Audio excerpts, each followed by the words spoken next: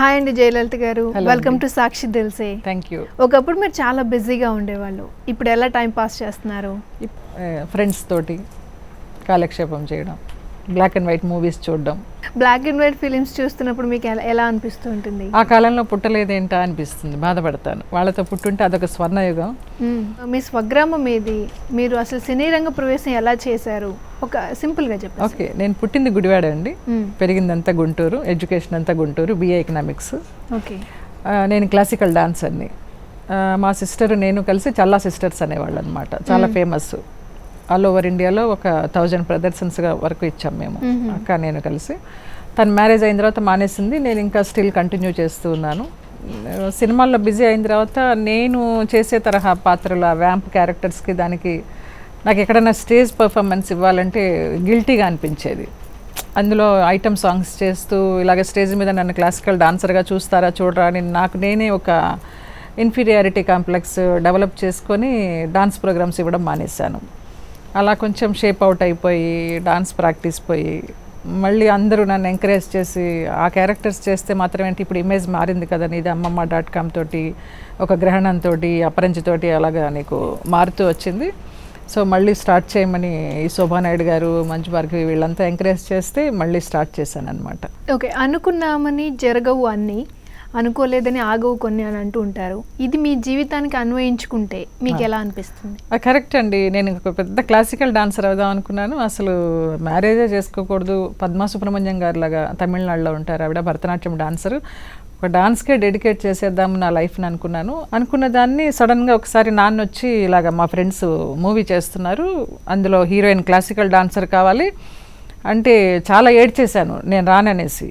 కళాకృష్ణ వాళ్ళందరూ డాన్సర్స్ కూడా, ఎందుకు అంత బాధపడతావు, నీకు ఇష్టమైతే చేస్తావు, నీకు నచ్చితే కంటిన్యూ అవుతావు, లేకపోతే నీకు ఇష్టమైన డాన్సే చేసుకుందు కానీ అనేసి వాళ్ళందరూ నచ్చచెప్పి పంపించారు.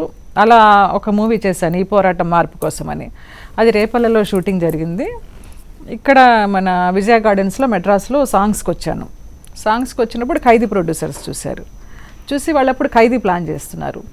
చేసి నాకు సుమలత క్యారెక్టర్ అనుకుని నన్ను ఆల్ ఆఫ్ సడన్ ఫ్యామిలీతో మెడ్రాస్ షిఫ్ట్ అయిపోమని, ఇంకా నాన్నకు కూడా చాలా ఆశ వచ్చేసి, అరే ఒక పిక్చర్తోనే భలే ఆఫర్ వచ్చేసింది అనేసి నన్ను మెడ్రాస్ షిఫ్ట్ చేసి, తర్వాత ఏమో కొన్ని పాలిటిక్స్ వల్ల అది నాకు రాక ఆ క్యారెక్టరు, ఫ్యామిలీతో వచ్చేసామే ఎలా గెట్ ఆన్ అవ్వాలి, మళ్ళీ బ్యాక్ తిరిగి వెళితే బాగోదు బంధువుల మధ్య ఫ్రెండ్స్ మధ్య అనుకుంటూ, అప్పుడు ఆ విజయ గార్డెన్స్లో సాంగ్స్ జరిగేటప్పుడు నా స్టిల్స్ నానా మ్యాగజైన్ అని మలయాళంలో ఉండేది, వాళ్ళు తీశారు.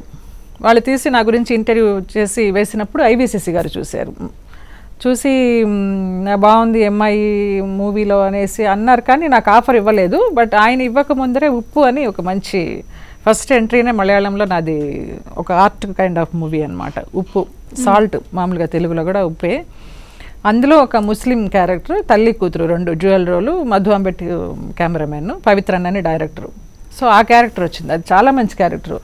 దాంతో నాకు అలాగే వచ్చేస్తాయేమో ఆర్ట్ ఫిలిమ్స్, అవి చాలా నేషనల్ అవార్డ్స్ కొట్టేస్తానేమో అనుకున్నాను. అనుకున్న దాన్ని ఆ మూవీ చేసిన తర్వాత నన్ను IVCC గారు పిలిచారనమాట. వ్రతం అని ఒక మూవీ, అందులో శోభన, గీత ఇద్దరు హీరోయిన్స్, ఇంకొక హీరోయిన్ కమల్ హాసన్ గారు హీరో. సో అది ఒక కైండ్ ఆఫ్ వ్యాంప్. తర్వాత ఇంద్రుడి చంద్రుడిలో కమల్ హాసన్ గారి సెక్రటరీకి ఎవరు బాగుంటారంటే కమల్ హాసన్ గారు నన్ను సజెస్ట్ చేశారు. IVCC వ్రతం ఆయనతో చేశాను కదా, ఏ అమ్మాయి అయితే బాగుంటుందని. మలయాళంలో, తమిళ్లో, కన్నడలో ఏ క్యారెక్టర్స్ వస్తే ఆ క్యారెక్టర్స్ చేసేసాను. ఒక రోజుకి 3 షూటింగ్స్ చేసేదాన్ని.